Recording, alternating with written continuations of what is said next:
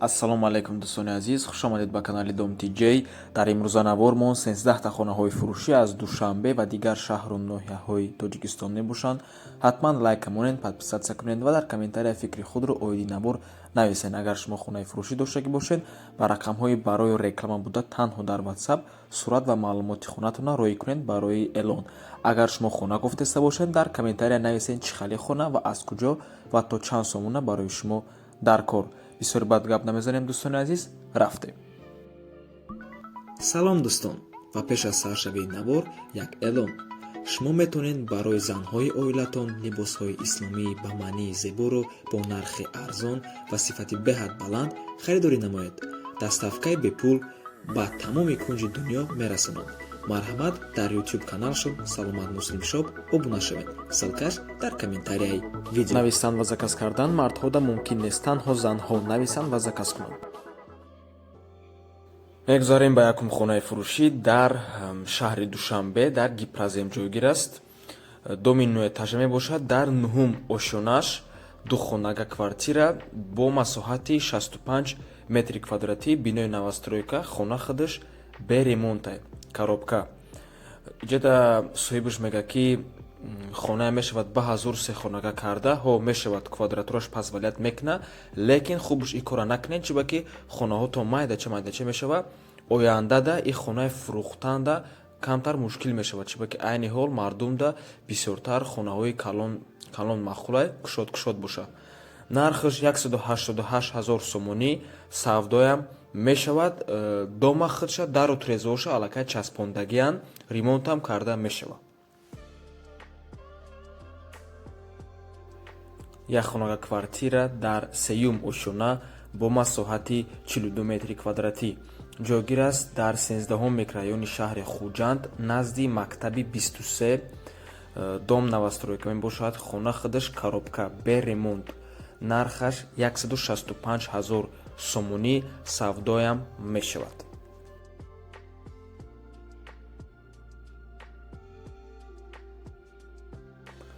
ҳавлии фурӯшӣ дар шаҳри Хуҷанд хай заминам бигем мешавад. 6 сотик замин қарор дорад дар 8 микрорайони шаҳри Хуҷанд бо як дар хонаям дорад. нархаш 8500 сомон савдоям мешавад. духонага квартира дар 2 ошона бинои советӣ яъне кӯҳна бо масоҳати 48 метри квадратӣ қарор дорад дар Ленский райони шаҳри Душанбе. ремонт ҳам дорад. ремонти миёна чистична симушистон фурӯхта мешавад. посёлка назди радиостансия буде. нархаш 205 000 сомонӣ.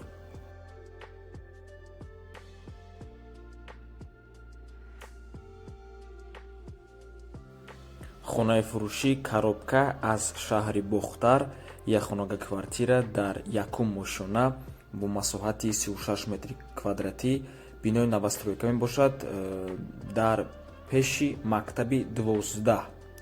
қарор дорад. дома аллакай бардоштестан 7 этажа мешавад ва лифт қатӣ мешавад. ҳамин хона худаш дар 1 ошона ҳай. нархаш 155 000 сомонӣ, лекин ин хонада эҳтиёт бошед, чиба ки хонаи нав сар кардагиян ва камтар хатарнокай.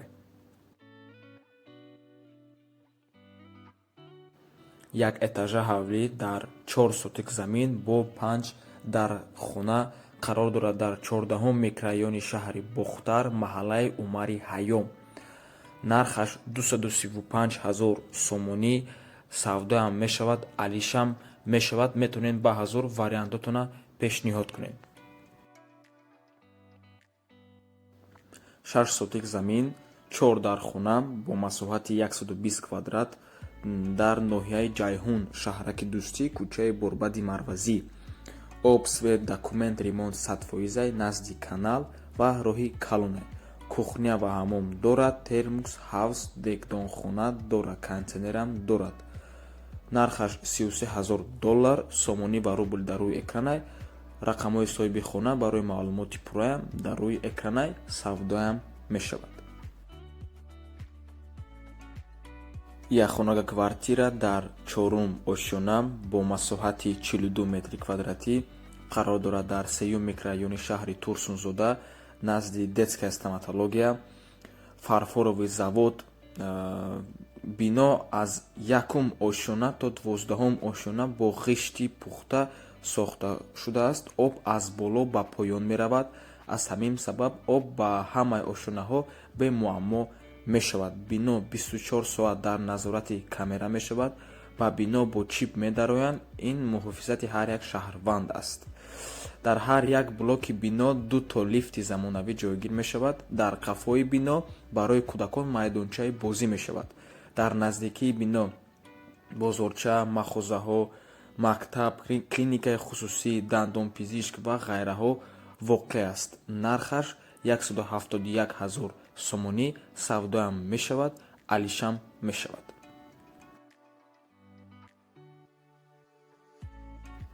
12 сотик замини кушод ҳамвор дар шаҳри Турсунзода дар ҷои хуб қарор дорад. деҳаи ленинизм, ҳоҷӣ Накшивон, свет гузаштагӣ, гирду атроф мардум хона сохта зиндагӣ доранд. об қатъи насос гузарондагиай документ дорад. квартира қатъиам алиш мешавад.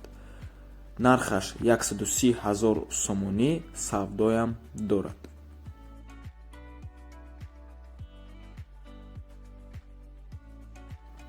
ҳавлӣ аз шаҳри Душанбе бисёр хоҳиш кардан. марҳамат дӯстони азиз, як этажа ҳавлӣ мебошад. дар 2 сотик замин ҷойгир аст. 2 дар хона дорад. қарор дорад дар ноҳияи Исмоилӣ Сомонии шаҳри Душанбе.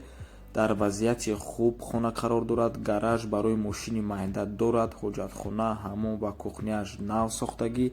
магазин, мактаб дар наздикиаш ҳаст. ба пеши хона 2 транспорт мегзарад. автобуси 11 ва маршруткаи 12. нархаш 255 000 сомонӣ. духонага квартира дар 6-ум ошона бинои новостройка бо масоҳати 40 метри квадратӣ. нархаш 148 000 сомонӣ савдоам мешавад. қарор дорад дар шаҳри Кӯлоб. дом худаш 7 этажа буда. доми навай, хона ремонти нав дорад. об, свет ҳамавақта ҳаст ва дар подвал насосам мондагиай барои об. дом аз раҳи калон 50 то 100 метр дурай. дар назди варзишгоҳ қарор дорад. 2 мактаб ва 2 садик дар наздикиш ҳастай. таъҷилан фурӯхта мешавад. нисбати нархам камтар муомила ҳаст. ҳавлии фурӯшӣ дар шаҳри Кӯлоб. як этажа ҳавлӣ дар 8 сотик замин бо 7 дар хона қарор дорад дар кӯчаи хатти роҳи шаҳри Кӯлоб. нархаш 225 000 сомонӣ савдоям мешавад. 2 баня дорад, 2 кухнӣ дорад, ремонти соз дорад ва аввал дар ҳамин территория проблемаи об буд. ҳозир бошад ҳамсояҳошон оба гузарондагианд. обуш аллакай проблема нест. занг занед, савдоям мешавад.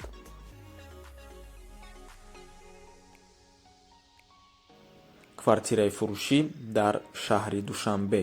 як хонага квартира дар 11-ум ошона бинои новостройка бо масоҳати 60 метри квадратӣ. қарор дорад дар кольцевои Калинин, шаҳри Душанбе. дом худаш 25 этажа мешавад. айни ҳол дар 6-ум ошона ҳай бардошт ҳестанша. застройщикаш Шаҳзод International. рости гап намедонам и компания чӣ халия, ҳеҷ гуфта наметавонам. тобистони соли 2022 дома бояд супоранд. нархаш 250 000 сомонӣ савдоям мешавад, алишам мешавад. ва ин буд охирон хонаи фурӯшӣ дар имрӯзанавормон. раҳмати калон дӯстони азиз, ки моро то охира тамошо кардед. ҳатман бародаро, агар ягон пешниҳод бошад барои каналмон, ҳатман дар комментария нависен. мо ҳама комментарияро мехонем. ва дӯстони азиз, хотиррасон мекунем ки ҳамун канали дуюмона рул тиҷая я медро омаден дастгирӣ мекарден. агар мошинорам барои шумо неинтересни бошад, просто бидорен я подписатсия кунен, я десета лайк монен, тамом. барои шумо як кори 1 минута мешавад. барои мо ин чиз беҳад дастгирии калон мешавад. мо аз шумо миннатдор мешавем. ссылкаш дар комментария видеос. Канали Саломат Муслим Шопа аёто наброрен, уҷода фақат не ки занҳо раванд ва ҳамқа гап бит. Раҳмати калом дӯстони азиз, то боздид барори кор шумода.